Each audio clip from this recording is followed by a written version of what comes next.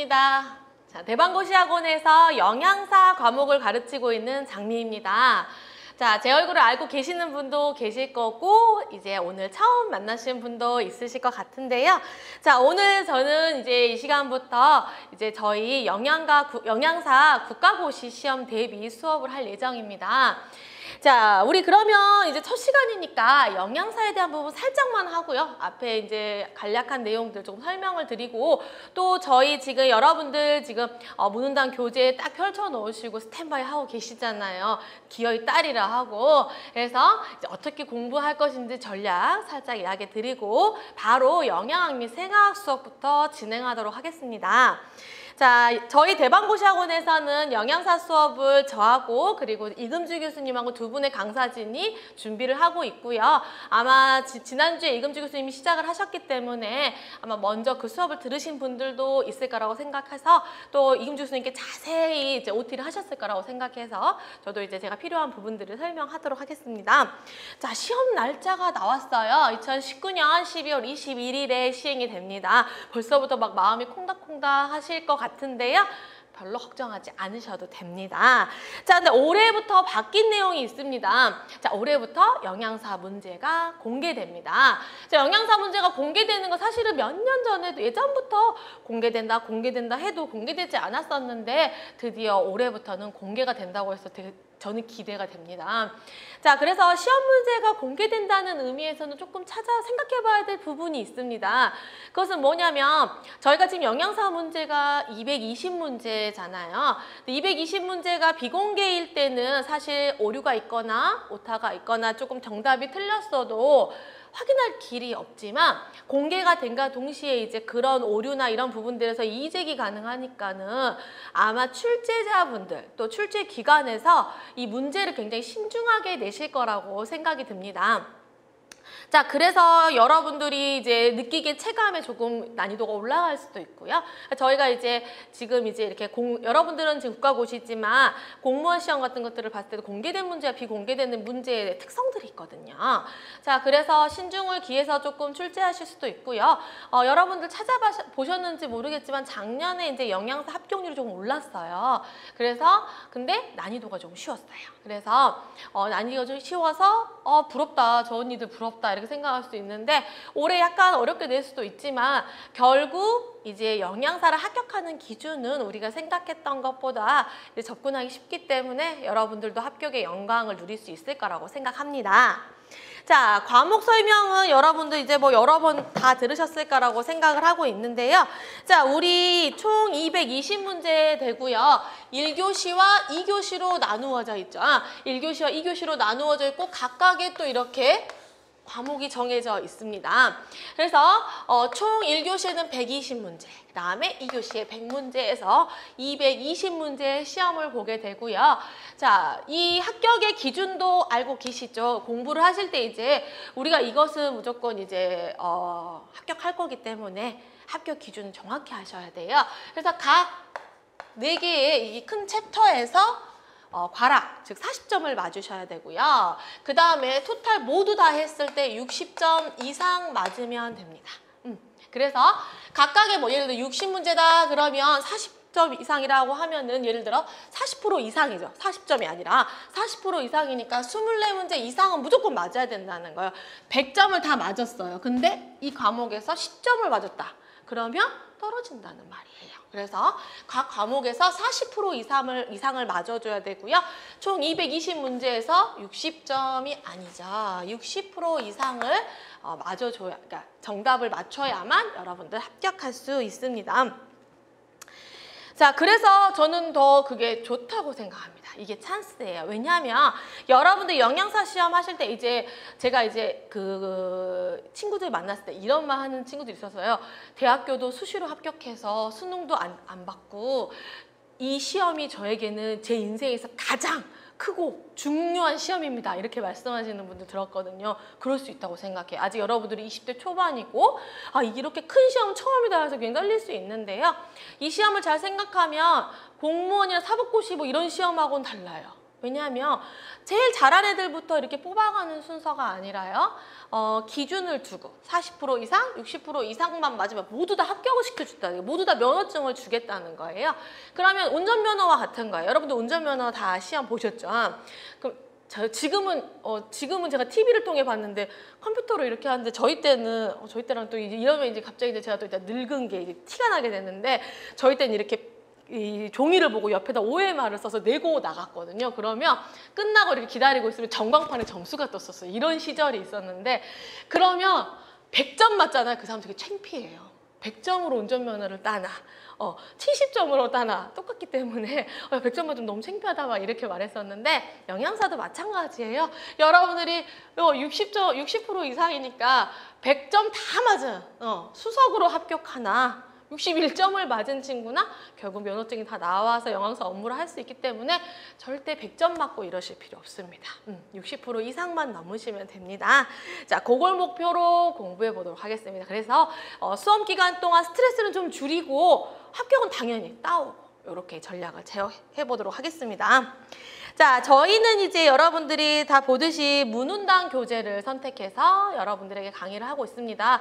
지금 이 과목을, 이 강의를 수강할까 말까 되게 고민 많으셨을 거라고 생각하고 있거든요. 사실은 문운당 교재는 굉장히 유명한 교재고 오랫동안 전통이 있었고 저 때도 이걸 풀었었어요. 그래서 그냥 책만 볼까? 이런 생각도 했었을 거라 생각합니다. 상관없다고 생각합니다. 그래서 교재만 보셔도 되고요. 이렇게 이제 강의를 선택하셨을 때의 장점은 저희가 이제 문제풀이부터 진행을 하게 되는데, 문제풀이 하기 전에 앞쪽에 저희가 핵심 이론이라고 해서 이 문제를 푸실 때 꼭 조금은 정립해둬야 될 이론들에 대해서 한번 설명을 간단히 하고 지나갈 거예요. 그러니까 나중에 시험이 닥치잖아요. 그러면 앞부분의 핵심 이론만 발췌해가지고 들으시는 분들도 있어요.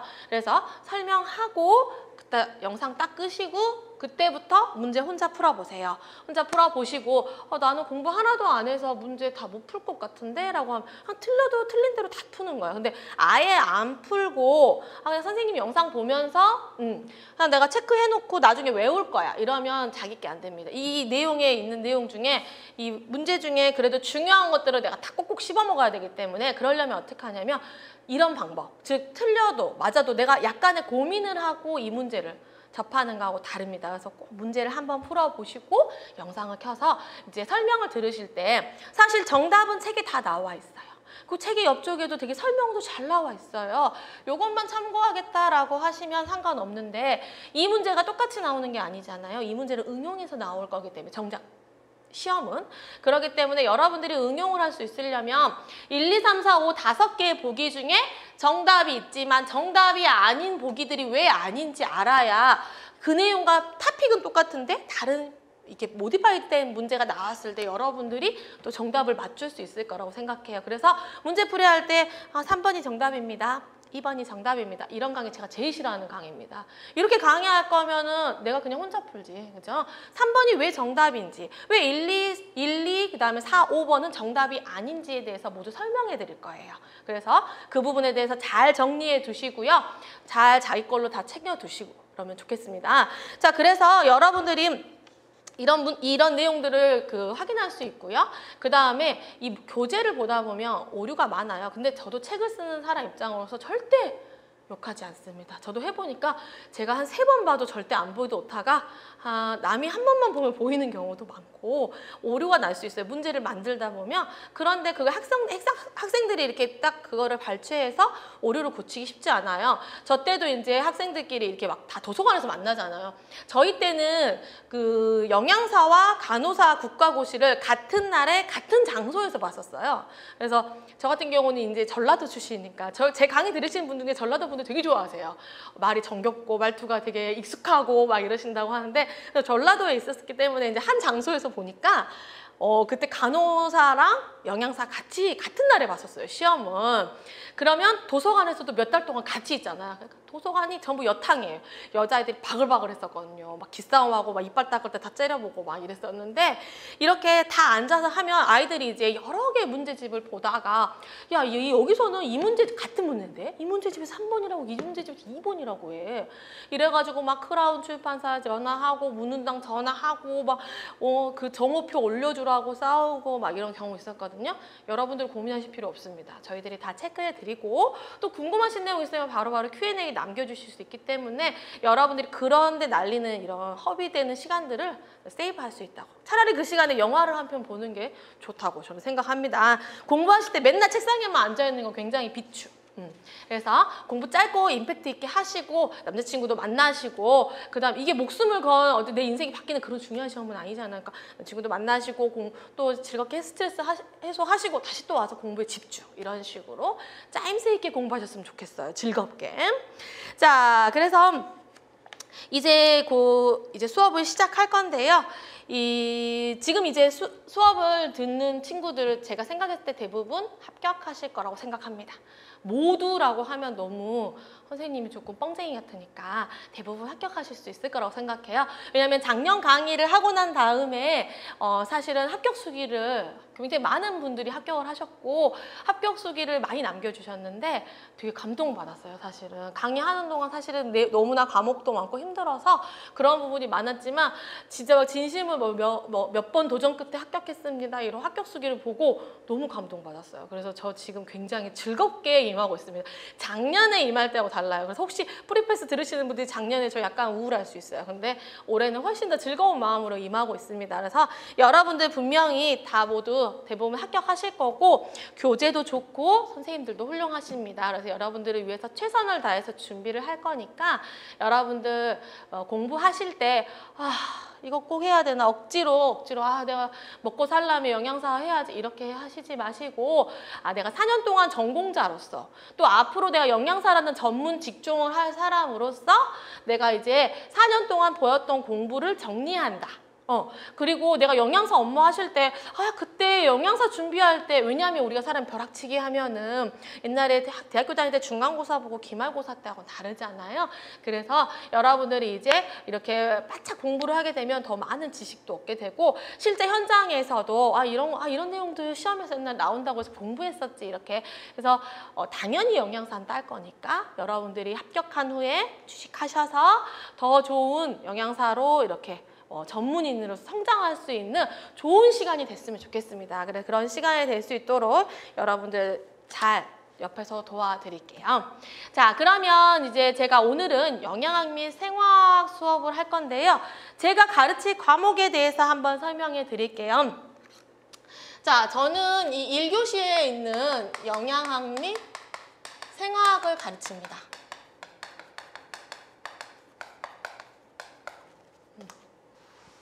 영양학 및 생화학을 가르칠 거고요.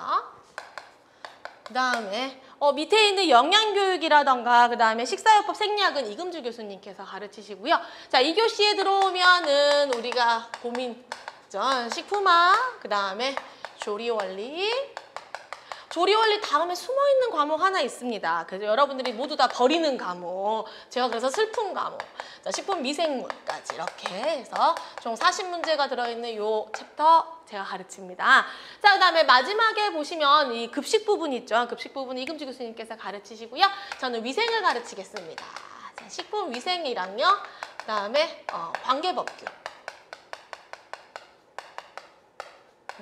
관계법규를 가르칠 예정입니다. 현재 대방고시학원에서 이제 저는 식품위생직, 그러니까 여러분들이 영양사를 따시고 난 다음에 영양사 업무를 하실 수도 있지만 나는 영양사가 잘 맞지 않는 것 같아. 그럼 나는 공무원에 도전하고 싶어. 이러시면 다시 우리 학원에 한번 둘러봐 주세요. 홈페이지에. 그러면 이제 저는 여러분들이 영양사 자격증을 가지고 있을 때 메리트가 있는 게 뭐냐면 저희 식품위생직에서는 영양사라든가 위생사라든가 식품기사라는 자격증을 소지해야만 응시할 수 있는 경력 경쟁의 시험들이 있고요. 그렇기 때문에 그럴 때 다른 일반인들과 차별점이 벌써 생기기 때문에 응시하셨을 때 훨씬 합격률이 높아지게 되는데요. 거기에서 이제 위생직 과목에서 제가 위생과 그다음에 식품화학 파트를 이미 공무원에서 빡세게 가르치고 있기 때문에 영양사 여기 공무원보다 훨씬 쉽습니다. 문제도 굉장히 간단해요. 그래서 여러분들 공부하시는데 좀 더 자세히 잘 도와드릴 수 있을 것 같습니다. 자, 그러면 영양학 및 생화학에 들어가서 자, 영양학 및 생화학 보시면은 자, 총 몇 문제가 나오냐면요. 자, 60문제가 나옵니다. 60문제. 자, 60문제가 나오게 되는데 60문제 중에 이 영양학 파트가 기초 영양학, 고급 영양학, 그 다음에 생애주기 영양학으로 나누어져 있죠. 자, 그럼 저는 어디만 가르치냐면요. 고급 기초 영양만 가르칩니다. 자, 생애주기 영양학은 이금주 교수님께서 가르치실 거예요. 자, 그러면 문제의 비율이 궁금하죠? 그런 거 많이 질문하시거든요.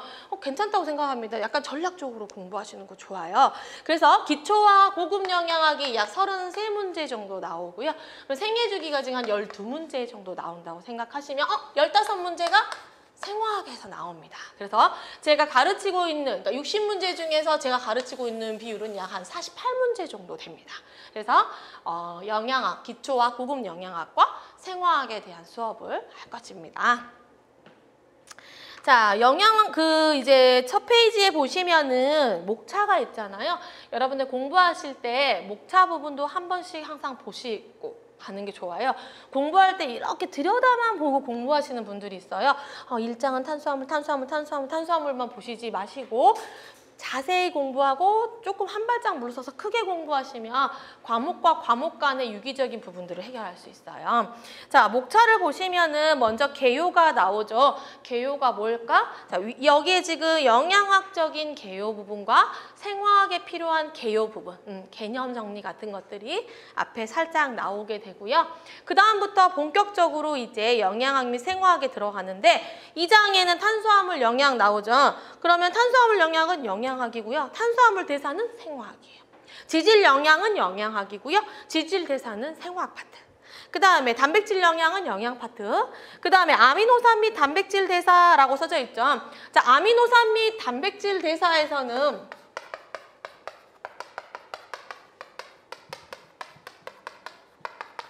자, 요 안에는요, 여러 가지가 숨어 있어요. 그럼 우선 기본적으로 아미노산의 대사가 나오겠죠.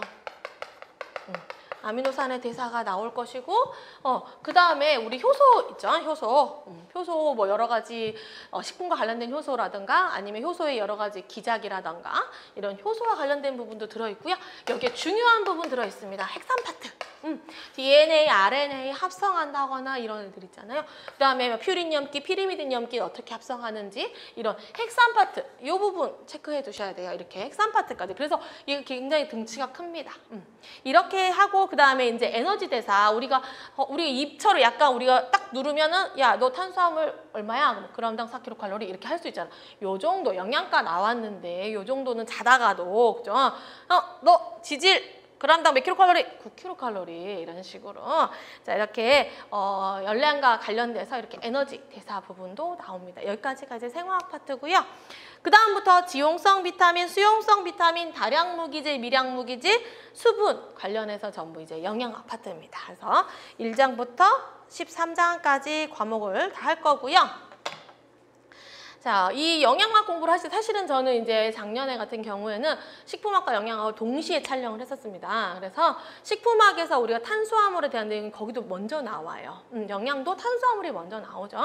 그러면 식품학에서 다루는 탄수화물은 뭐냐면 이 식품 안에는 단당이 들어있고 이당이 들어있고 다당의 형태가 있고 복합다당이 있고 이런 식으로 이 식품학의 식품 속에 들어있는 영양 성분의 구조라던가 특성이라던가 얘는 열에 좀 안정한가? 그 다음에 얘는 어떤 모양으로 생겼지? 그 다음에 얘 어떻게 어떤 기능을 하지? 이런 것들을 한다고 하면은 영양 파트에 오면은요 이런 거 식품으로 통해서 먹었잖아요. 먹었을 때 이 친구를 먹어서 내가 소화라는 거 자르는 거고요. 그 다음에 그 대사 흡수 이런 부분들을 다루는 것들, 또 생리 기능 이런 것들, 몸속에 들어가서 이 친구 어떤 기능을 하게 되고 얘가 부족했을 때는 어떤 일이 일어나게 되고 얘를 너무 많이 먹었을 때 어떤 일이 일어나게 되고 이런 부분이 영양이기 때문에 식품학과 영양학은 유기적으로 연결이 되어 있어요. 그래서 지금 공부를 하실 때 제가 근데 우선은 영양학을 먼저 촬영합니다. 그러니까 영양학 수업을 먼저 하는 이유는 많은 친구들이 영양학을 빨리, 왜냐면 너무 영양학 및 생화학이 어렵다 보니까 빨리 공부하고 싶어 하더라고요. 그래서 먼저 수업을 하게 됐으니 한번 들어보시고 나 잘 설탕이 2당인가? 전분이 단순다당인가? 이런 게 헷갈리시잖아요.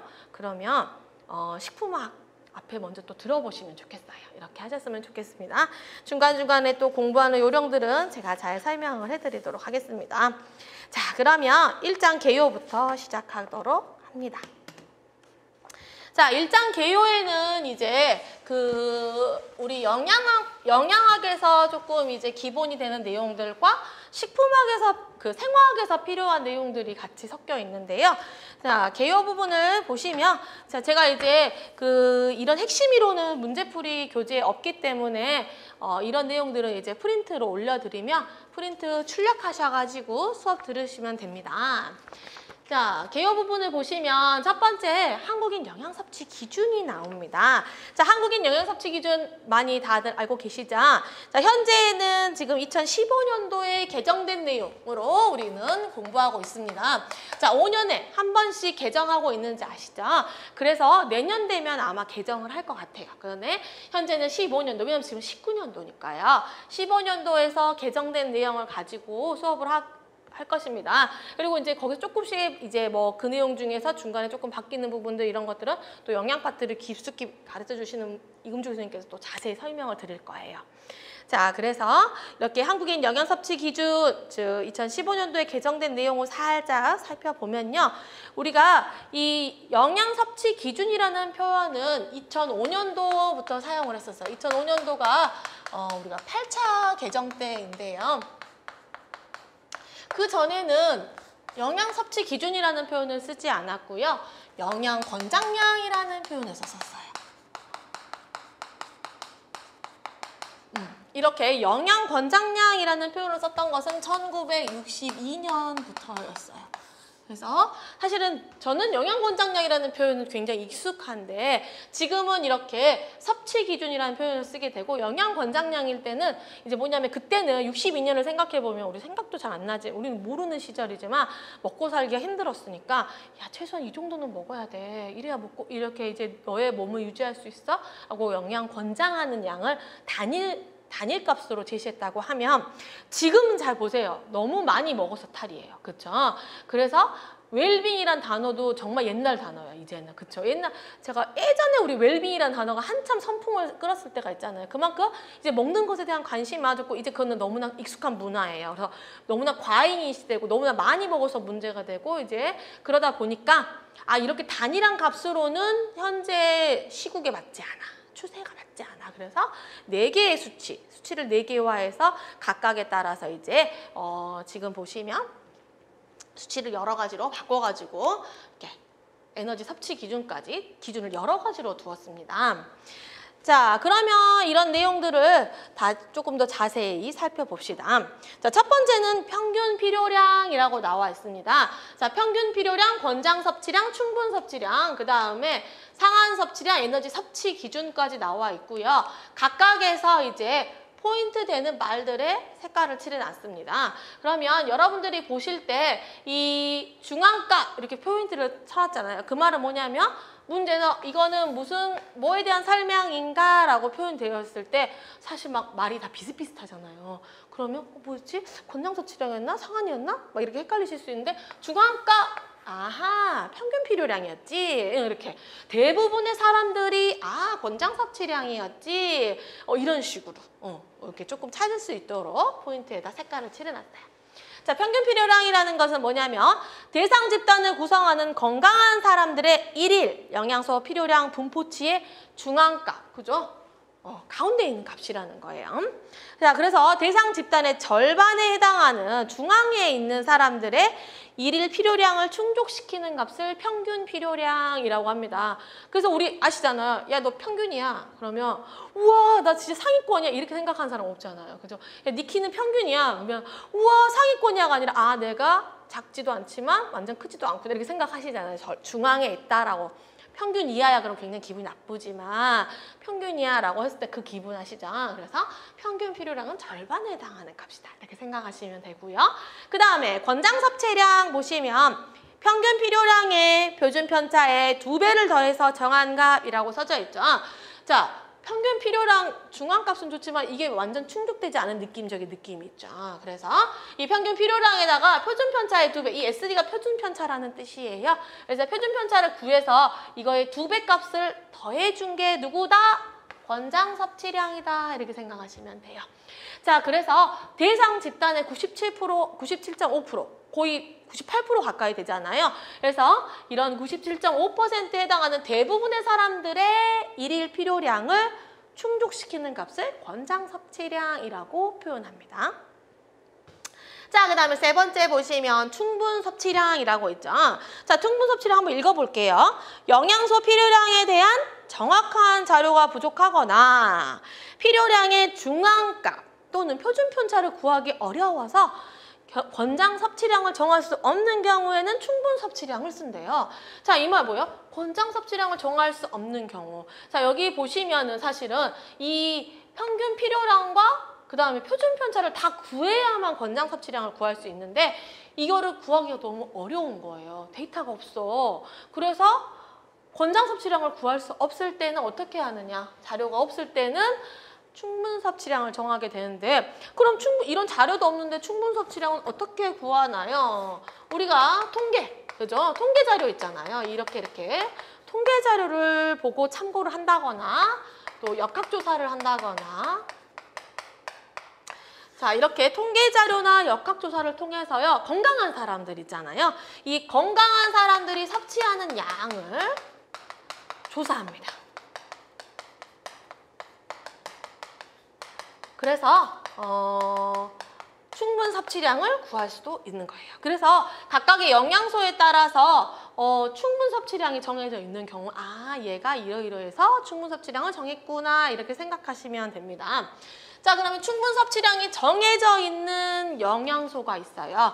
그래서 한번 옆에다 적어보세요. 자, 충분 섭취량이 정해져 있는 거. 우선 적어놓고 부가 설명해 드릴게요. 자, 그러면 각각의 영양소들이라든가 이런 것들 중에 충분 섭취량의 데이터가 있는 친구들은 첫 번째 수분, 식이섬유. 자, 비타민 파트 중에는 누가 있느냐? 비타민 D, E, 그다음에 K, 판토텐산, BOT. 무기질 중에는 뭐가 있느냐? 나트륨, 염소, 칼륨, 불소, 망간에 대해서는요. 이렇게 충분 섭취량이 정해져 있습니다. 이렇게 하나 적어두시면 됩니다. 선생님 그건 어떻게 할 수 있나요? 자, 오늘 제가 여러분들한테 자료를 올려드릴 때 이 자료를 같이 올려드릴 건데요. 이거 뭐냐면 한국인 영양섭취 기준 자료입니다. 그래서 지금 이제 저는 한 페이지에 2개씩 뽑아놔도 워낙 양이 많으니까 앞부분에 이제 출력해서 보셔도 돼요. 왜냐하면 항상 정리된 데이터가 궁금한 친구가 있고 원본 데이터가, 로우 데이터가 궁금한 친구들이 있거든요. 공부하는 스타일이 다르니까. 자, 그래서 2015년도 이 영양소 섭취 기준을 올려드리면 이렇게 쭉 넘기면은 앞쪽에 이렇게 각각의 영양소에 안 보이실 거예요. 근데 여러분들 출력해서 보세요. 표가 이렇게 쫙 나와 있거든요. 그래서 각각 연령대별로 필요한 양 중에 평균 섭취량, 권장 섭취량, 충분 섭취량, 상한 섭취량의 양 수치들이 있으면 다 정리가 되어 있어요. 그래서 여기에서 충분 섭취량 있는 친구들을 고른 게 뭐냐면 이 친구입니다. 그래서 요거에 대한 영양소들은 충분 섭취량 가지고 있다. 그래서 출력해서 보셔도 되고요. 이거 이제 내용을 보시면 왜 이렇게 뭐 이렇게 개정을 하면서 뭐 이런 영양소는 좀 더 많이 먹어야 돼, 이런 영양소는 적게 먹어야 돼, 다른 수치를 정해야 돼, 이런 것들에 대한 내용들이 자세히 적어져 있으니까요. 여러분들이 참고하시면 됩니다. 자, 그 다음에는 상한 섭취량 봅시다. 자, 상한 섭취량. 뭔가 리미트가 되어 있다는 것은 뭔가 조금 안 좋은 유해 영향을 끼칠 수도 있겠구나라고 판단하시면 좋겠어요. 자, 그런 개념만 가지고 있으면 돼요. 자, 상한 섭취량은 그렇기 때문에 중요해요. 우리가 뭐 할 때도 그러잖아요. 야, 하지 마. 여기까지만 해. 더 이상은 안 된다. 이런 거 할 때 귀에 쏙쏙 오늘 아침에도 제가 저희 두 아들을 놔두고 한 말입니다. 여기 빨리빨리 여기까지만 해. 더 이상은 엄마가 봐주지 않겠어. 이런 식으로. 그래서 상한 섭취량 중요합니다. 자, 보시면은 인체 건강에 유해 영향이 나타나지 않는, 그죠? 유해 영향이 나타나지 않는 최대 영양소 섭취 수준이라는 거예요. 이런 말이에요. 그러니까 쭉 먹었을 때는 이 정도 먹었을 때는 여기 보면 예를 들어 섭취량이라고 쳤을 때 아주 쉽게 설명했을 때 계속 이 정도 먹었을 때는 아무 일이 없는데 더 이상 먹으면 뭔가 문제가 생기는 아이들이 있잖아요. 그래서 이 이상을 먹어서는 안 되는 거예요. 그러면 여기까지 중에 최대량은 얼마예요? 이만큼이죠. 이만큼을 먹는 친구는 아직에 계속 먹어도 큰 무리가 없는 거예요. 근데 이 정도 먹었을 때는 더 이상 가면 안 되는 최대량, 상한이 정해져 있다는 거죠. 그래서 최대 영양소 섭취 수준으로 과량 섭취 시 인체에 유해 영향이 있다는 자료가 있어요. 그렇기 때문에 주의하세요 라는 겁니다. 자, 그러면 제가 이렇게 빈 공간을 만들어 놨죠. 그 말은 뭐냐면 이 상한 섭취량을 정해져 있는 영양소들은 이 친구들은 기억 안 하셔도 되는데 이건 조금 기억해 두시는 게 좋을 것 같아요. 자, 그래서 1번과 2번으로 나누어서 설명을 할게요. 자, 왜냐하면 무기질은요 대부분 있어요. 그래서 없는 애만 적을 거고요. 비타민 중에는 있는 애. 그래서 우리 공부하실 때도 여러 개, 뭐 4개 중에서 3개는 해당이 되는데 하나는 아니야. 그럼 이 하나만 공부하시잖아요. 그렇게 하시면 되잖아요. 그래서 비타민 중에서 상한 섭취량이 있는 경우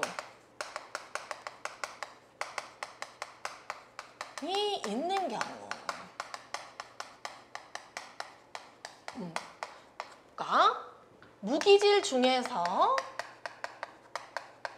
상한 섭취량이 정해지지 않는 경우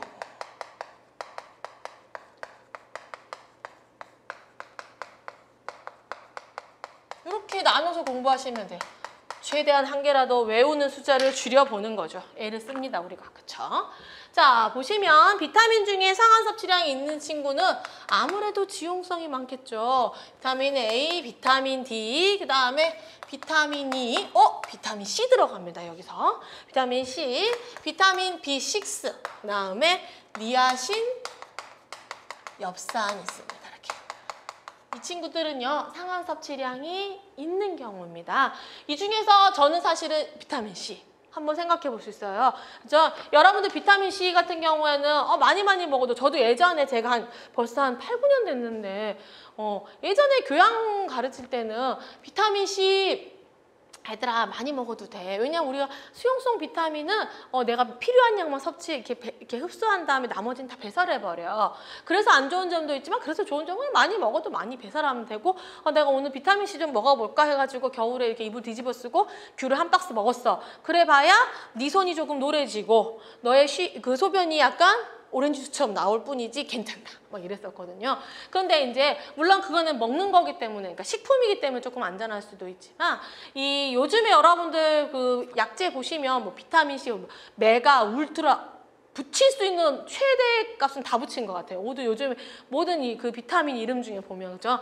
메가 비타민 1000mg, 2000mg 막 누가 더 많이 냈나 이런 식으로 경쟁하잖아요. 근데 그걸 너무 많이 계속적으로 이렇게 막 먹게 되면은 과잉의 유해한 영향이 나타날 수 있다는 거예요. 그래서 주의하셔야 된다는 거예요. 자, 그러면 무기질 중에는 상한 섭취량이 대부분 있기 때문에 없는 경우만 적으시면 되는데요. 염소 없습니다. 칼륨, 그 다음에 크로의 경우에는 상한 섭취량이 없고요. 하나 더 체크해 두시면 나트륨의 경우에는 우리가 상한 섭취량이 없고 목표 섭취량이 있어요. 조금 다르죠. 나트륨의 경우에는. 예, 우리가 늘 체크하고 있는 아이들이죠. 특히 한국인들 나트륨 많이 신경 쓰고 있습니다. 그렇죠? 자, 나트륨의 경우에는 이렇게 목표 섭취량이 정해져 있다. 이렇게까지만 정리해 두시면 좋겠습니다. 자, 그 다음에 마지막에 에너지 섭취 기준이라는 표현이 있네요. 봅시다. 에너지 필요량을 초과해서 섭취하는 여분의 에너지는 체지방으로 축적되어 비만을 초래하므로. 자, 다 알고 있으시죠? 그래서 내가 먹은 양보다 내가 10개를 먹었잖아. 굉장히 그래서 다이어트의 그 원리는 굉장히 간단하지만 저부터 시작해서 그 원리를 아는 게 뭐가 중요하겠어. 실천이 안 되는데. 그쵸? 내가 10개를 먹었어요. 10개를 다 쓰면 끝나요. 10개를 먹었는데 20개를 쓰면 빠져요. 10개를 먹었는데 1개만 쓰면 쪄요. 이거잖아요. 그래서 10개를 먹었어요. 그러면 5개는 썼는데 5개 남았잖아요. 그러면 우리 몸속에 있는 간이나 근육에 글리코겐 저장했어요. 그 3개 정도 했어. 2개 남았잖아요. 얘 어떻게 할 거야? 얘를 뺄 수가 없어요. 얘 어떻게 한다? 체지방으로 전환시켜서 저장해요. 왜? 체지방은요, 무한대로 저장할 수 있어요. 근데 간과 근육은 정해져 있어요. 양이. 즉 뭐냐면 근육이 많이 있으면 많이 저장할 수 있는데 적게 있잖아요. 그래서 여러분들 운동하면 막 근육 만드시잖아요. 그럼 근육이 많으신 분들은 많이 먹어도 금방 몸무게 올라갔다 금방 내려갔다 이렇게 잘 안 해요. 왜냐하면 근육 속에 저장했다가 또 필요하면 꺼내 쓰거든요. 사람의 몸이.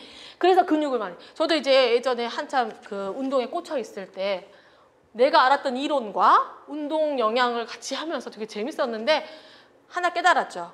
이거 재보니까 절대 이론처럼 되지 않더라고요. 분명히 이 시점에서 근육이 많이 생겼을 것 같은데 이 시점에 체지방이 빠졌을 것 같은데 근데 수치가 안 맞더라고요. 그래서 나중에는 막 기계를 탓하면서 이렇게 넘어갔는데 자, 즉 여분의 에너지가 체지방으로 축적이 돼서 비만을 초래하기 때문에 에너지를 권장 섭취량, 상한 섭취량 이런 식으로 설정하는 게 아니고요. 에너지 섭취 기준은요. 에너지 필요 추정량이라는 표현으로 제시를 해두었습니다. 그래서 여러분들 제가 올려놓은 자료 보시면 에너지 필요 추정량이라고 그래서 각각 연령대마다 적어져 있어요. 에너지의 경우는. 자, 그래서 섭취 기준 한번 살펴봤고요. 이렇게 잘 정리해 두시면 됩니다. 자, 다음 장 봅시다. 다음 장에 보시면은 표가 하나 나와 있죠. 자, 표는 뭐냐면 우리가 이제 오늘 드린 자료에서 가장 첫 번째 나와 있는 에너지 적정 비율입니다. 우리 이제 영양학을 쭉 공부하게 되면은 이 에너지 적정 비율에 따라서 이제 탄수화물하고 단백질 지질에 따라서 에너지 적정 비율이 이제 문제로 단일로 나오거나 아니면 보기에 나올 수 있어요. 자, 에너지 적정 비율은 여러분들이 기억해 두시는 게 좋고 암기하시는 것도 좋고요. 이 중에서 나는 너무 이거 어떻게 다 외워 이러시면 이렇게 성인 정도는 꼭 기억해 두시면 좋겠어요. 자, 그래서 19세 이상을 우리가 성인기라고 표현하죠. 그래서 성인기, 그 다음에 이 에너지 적정 비율 같은 경우는 비율이에요. 말 그대로. 내가 먹는 총 양 중에서 몇 퍼센트는 탄수화물을 먹어야 되고 몇 퍼센트는 지방을 먹는 게 좋고 단백질을 먹는 게 좋다. 그래서 이렇게 비율을 맞춰주는 게 좋다. 이런 거를 위해서 우리가 영양사님들이 열심히 식단도 짜고 열량도 계산하고 이러시잖아요.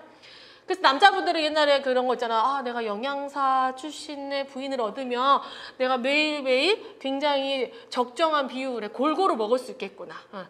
절대 아닙니다. 저도 영양사가 있잖아요. 저희 신랑한테 물어보시면 아시겠지만 전혀 상관없어요. 실전에서는. 하지만 여러분들이 이제 급식소에서 일하실 때는 잘 이제 고려를 하셔야겠죠. 자, 그래서 1에서 2세, 3에서 18세, 그리고 19세 이상에 놓고 봤을 때 먼저 탄수화물 보세요. 다 똑같아요. 그죠? 55에서 65%를 탄수화물 먹어야 돼요. 그죠? 너무 탄수화물을 안 드시면 안 돼요. 나중에 이제 탄수화물 영양할 때 나올 거 탄수화물 너무나 안 먹게 되면 어떤 일이 일어나는지 탄수화물 적정량 먹으셔야 되고요. 단백질도 똑같아요. 7에서 20이죠. 7에서 20%까지는 먹어주셔야 된다는 거예요. 자, 지방을 보시면요. 15에서 30이죠. 그러니까 여러분도 우선 성인기는 외우셔야 되니까 15, 30인데요. 아기들을 보세요. 아기들은 20에서 30까지, 35까지도 있죠. 좀 더 많이 먹어도 된다는 거예요, 애기들. 그래서 20에 35 조금 수치가 다르죠. 자, 그 다음에 이 지방 같은 경우에는 늘 인간의 끊이지 않는 숙제입니다. 그래서 지방의 경우에는 좋은 지방, 나쁜 지방 여러 가지 종류의 지방들이 있잖아요. 지방산들이 있잖아요. 그거에 따라서 조금 분리해 두었어요. 그래서 총 지방의 경우에는 15에서 30%가 맞는데요. 만약에 문제에서 오메가6, 오메가3 지방산에 대해서 물어본다? 이 숫자를 말씀하셔야 돼요. 그래서 이거 N6이라고 써져 있지만 얘가 오메가6고요. 오메가3 지방산이에요. 여러분들 다 아시듯이 이렇게 아시듯이라고 말하면 안 되는데, 그쵸? 애들이 모를 때 박탈감을 느끼더라고. 근데, 자, 모를 수도 있지만, 오메가3 지방산의 경우에는 뭐 혈압을 낮춰주고 뭐 여러 가지 기능들 있죠. 좋은 기능들. 그래서 1% 내외 먹는 게 좋고요. 식스지방산은 4에서 10% 정도. 다 똑같아요. 그 다음에 포화지방산. 포화지방산 아무래도 이렇게 우리 뭐 삼겹살이라던가 이런 동물성 지방에 많이 들어있는, 지방식품에 들어있는 친구죠. 그래서 성인은 7% 미만이고요. 조금 더 이제 중고등학생 내려가면요. 청소년 아이들로 이렇게 아동기로 내려갈 때는 8%까지도 괜찮습니다. 8% 미만. 그다음에 트랜스 지방 아시죠? 뭐 호렌치 후라이라던가 뭐 여러 가지 있잖아요. 베스츄리라던가 이런 것들에 들어있을 수 있는 트랜스 지방산. 이것들 무조건 1% 미만. 그다음에 마지막 콜레스테롤 보시면 밑에 친구들은 정해져 있지 않아요. 근데 이제 나이가 들어서 우리가 성인이 되었을 때 하루에 300mg 이하로 미만으로 먹어주는 게 목표 섭취량. 아까 목표 섭취량 나트륨도 나왔었죠. 이렇게 목표 섭취량으로 콜레스테롤은요. 하루에 300mg 미만으로 먹으라고 정해져 있습니다. 자, 그리고 한 가지 더. 당류 부분 나와 있죠. 자, 당류 부분은 말 그대로 이런 거예요. 설탕, 액상가당, 물엿 입에 딱 집어넣자마자 아, 달다. 되게 행복하다. 사는 게 뭐 있어. 이런 거 먹으면 사는 거지. 이렇게 할 때 이 당류는 조금 제한하라는 거예요. 왜냐하면 우리가 밥이나 떡이나 물론 떡도 많이 달고 요즘에는 그렇긴 한데 딱 그 맨밥을 딱 먹었다 근데 와 달다 이렇게 느끼신다. 그것은 미각에 이상이 있거나 아니면 내가 지금 살이 찌려고 하고 있구나 이렇게 생각하시면 돼요. 밥은 씹으면 씹을수록 달다라고 느껴야죠. 그래서 야 어른들 너 100번 씹어 이렇게 말하잖아요. 저희 큰아들도 이렇게 뭐라는 다음에 꿀떡 삼켜가지고 제가 맨날 20번 씹어. 하나, 둘, 셋 이렇게 씹잖아요. 씹는 저작 중에 이렇게 효소에 의해서 분해가 되면서 큰 전분이 잘라지면서 단맛이 느껴지는 거지 클 때는 이런 입자가 클 때는 크게 느껴지지 않아요. 왜냐하면 혀에 있는 미뢰가 있는데 너무나 입자가 크면 수용체가 얘를 인식하지 못해요. 그래서 맛을 인식할 수 없기 때문에 큰 단백질이라던가 그다음에 전분 등이 맛이 원래 없는 거예요. 무미예요. 네, 잘라지면 맛이 나죠. 당류는 뭐냐면 이렇게 작은 거, 설탕 2당류잖아요. 달랑, 단당이 2개 붙어 있는 친구예요. 달콤하죠. 이런 친구들도 에너지 섭취량을 총 에너지 섭취량의 10에서 20%로 제한하고 있습니다. 자, 이렇게 에너지 적정 비율까지 봤고요. 자, 그 다음 개념 하나 하고 넘어갈게요. 밀도, 영양 밀도입니다. 자, 영양 밀도 우리 지금 뒤에 문제가 나오는데 영양 밀도라는 게 뭐냐면요. 각 식품의 공급 에너지에 대해서 그러니까 어떤 식품을 먹었을 때 에너지가 공급되잖아요. 이 공급된 에너지에 대해서 영양소 함량을 말하는 겁니다. 영양소 함량이라는 거 잘 읽어볼게요. 동량의 식품이라면 영양소가 많을수록 칼로리가 적을수록 밀도가 높아진다는 거예요. 그래서 영양소가 같이 칼로리는 똑같은데 그 안에 여러 가지 영양소가 들어있을수록 밀도가 높다라는 표현을 한다는 거예요. 단백질, 비타민, 무기질 같은 필수 영양소 비율에 관한 중요한 개념으로 사용이 되고 있어요. 그래서 영양소 칼로리가 높다와 밀도가 높다는 다른 개념이에요. 자, 그럼 예시가 있습니다. 콜라 한 잔과 포도 한 송이는요.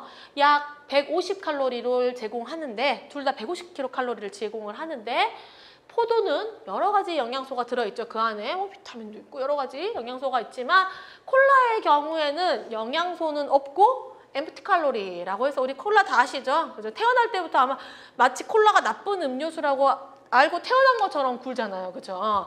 그래서 콜라를 마셨을 때는 분명 열량, 칼로리는 150kcal가 나지만 그 안에는 어떠한 다른 우리 몸에 좋은 영양소가 없다. 그래서 엠프티 칼로리라는 거예요. 그래서 이렇게 밀도의 차이가 있다는 거. 자, 그 다음에 영양과 성장 한번 보겠습니다. 자, 이런 내용들은 전부 다 핵심 이론입니다. 이론적인 내용들. 자, 영양과 성장을 한번 보시면요. 자, 우리가 이제 아기 때에서 어른이 돼가고 있구나. 너도 이제 다 컸구나. 이런 표현을 쓰잖아요. 그러면 여러분들이 쓰실 때는 일반적으로는 성장이나 발달이라는 단어를 그냥 다 쓰시죠. 아이고, 너 잘 발달했구나. 아, 너 정말 잘 성장했구나. 이것을 구분해서 생각하는 사람은 없지만 우리는 이제 공부하는 사람이니까 조금 구분해 볼게요. 자, 성장이라는 것은 뭐냐면 키가 쑥 커졌다는 거예요. 신체의 길이가 커졌어요. 형태가 넓어졌어요. 이런 뜻이에요. 그래서 신체의 길이와 크기가 형태적으로 증대한 것입니다.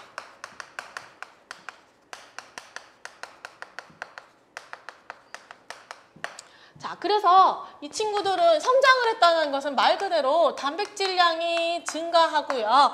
그 다음에 외형적으로 변했다라는 거예요. 그래서 어른들이 야, 오랜만에 보니까 너 되게 많이 컸다 이렇게 말씀하시는 부분, 그러니까 몸의 바깥으로 봤을 때 키가 커진다거나, 그렇지만 우리가 약간 조금 아픈 친구들을 보면 굉장히 분명히 보기에 겉으로 외형적으로 어른이지만 뭔가가 이상한데? 라고 느낄 수 있잖아. 그런 부분이 발달입니다. 자, 그래서 주로 신체의 기능면이 점점 복잡해지면서